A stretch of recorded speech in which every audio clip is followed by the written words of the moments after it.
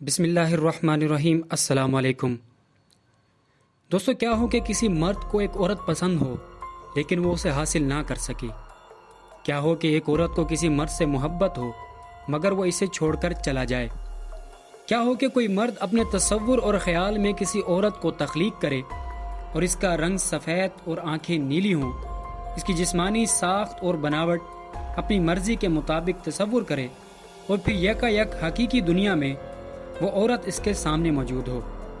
سننے میں یہ باتیں واقعی آپ کو محض تصور اور خام خیالی محسوس ہوں، لیکن فرانس اور چین نے اب یہ ممکن کر دکھایا ہے۔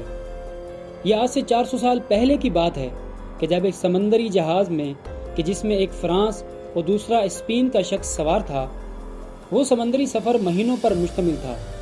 لمبے سفر میں بوریت اور تنہائی سے اکتائے فرانسیسی ملاح کے ذہن میں ایک خیال آیا۔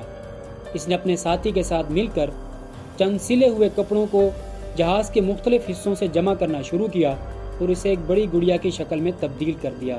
اس طرح ان دونوں نے عورت کی کمی کو اس طرح سے پورا کرنا چاہا۔ اسے دنیا کی سب سے پہلے جنسی گڑیا کہا جاتا ہے۔ اس کے بعد جب یورپ میں ترقی کا دور شروع ہوا تو جاپان کے اس وقت کے بادشاہ نے یورپ سے ٹیکنالوجی اپنے ملک میں لانے کے لیے کئی مغربی ممالک کے لوگوں کو اپنے ملک جاپان میں بلایا، جہاں ان لوگوں نے جاپان کو مختلف سائنسی ٹیکنالوجی سے متعارف کروایا۔ وہیں ان لوگوں نے جنسی گڑیوں کا رواج بھی عام کیا۔ اس کی مثال ایسے ہی ہے کہ جیسے انگریز جب بر صغیر میں آیا تو وہ انگریزی زبان اور کرکٹ بھی ساتھ لایا، اور اس کے جانے کے بعد بھی یہ دونوں چیزیں ویسی کی ویسی اس معاشرے میں موجود ہیں۔ ٹھیک اسی طرح جاپان میں بھی جنسی گڑیوں کا رواج اب بھی موجود ہے، جنہیں آج بھی دی ڈچ وائفز یعنی نیدرلینڈ کی بیویاں کہا جاتا ہے۔ دوستو، اس وقت جنسی گڑیوں کا کاروبار تیزی سے پھیل رہا ہے اور اس کا استعمال اس سے بھی زیادہ تیزی سے بڑھ رہا ہے۔ اس وقت چین سب سے زیادہ جنسی گڑیاں بنا کر مغربی معاشرے میں پہنچا رہا ہے۔ گو کہ چین میں بھی ان کا استعمال بڑھ رہا ہے، اور اس کی وجہ ماضی میں ایک بچہ پالیسی تھی، جس کی وجہ سے مردوں کی پیدائش بڑھ گئی اور عورتوں کی شدید کمی ہو گئی۔ لہٰذا اس کا حل چین کے آدمیوں نے یہ نکالا کہ وہ تھائی لینڈ، پاکستان سمیت دیگر ممالک کی عورتوں سے شادیاں کرنے لگے، اور بعض اوقات ان عورتوں کا اپنے ملک میں غلط استعمال بھی کرواتے پکڑے گئے ہیں۔ گزشتہ سال پاکستان میں بھی یہ معاملہ قومی میڈیا کی زینت بنا۔ اب عورتوں کی کمی کو پورا کرنے کے لیے چینی مرد ان جنسی گڑیوں کا استعمال کر رہے ہیں۔ بعض چینی شہریوں سے یہ خبریں آئی ہیں کہ وہاں جنسی تسکین کے لیے جنسی گڑیوں کے قہبہ خانے کھولے گئے ہیں، جہاں گھنٹے کے حساب سے پیسے لے کر جنسی گڑیا کے ساتھ وقت گزارنے کے لیے موقع دیا جاتا ہے۔ مغربی معاشرے کے خاندانی نظام کی تباہی ہم سب کے سامنے ہے، جہاں اوسطاً شادی محض صرف 3 سال چلتی ہے۔ اس کی وجہ عورت کا وہاں پر خود مختار ہونا ہے۔ ان طلاقوں کے سبب وہاں کے بچے ماں باپ کی تربیت سے محروم ہو جاتے ہیں، اور پھر بعد میں چوری، زنا، قتل و غارت گری جیسی برائیوں میں ملوث پائے جاتے ہیں۔ اب مغربی معاشرے کے مرد میں عورت کے بجائے جنسی گڑیا میں دلچسپی زیادہ ہے۔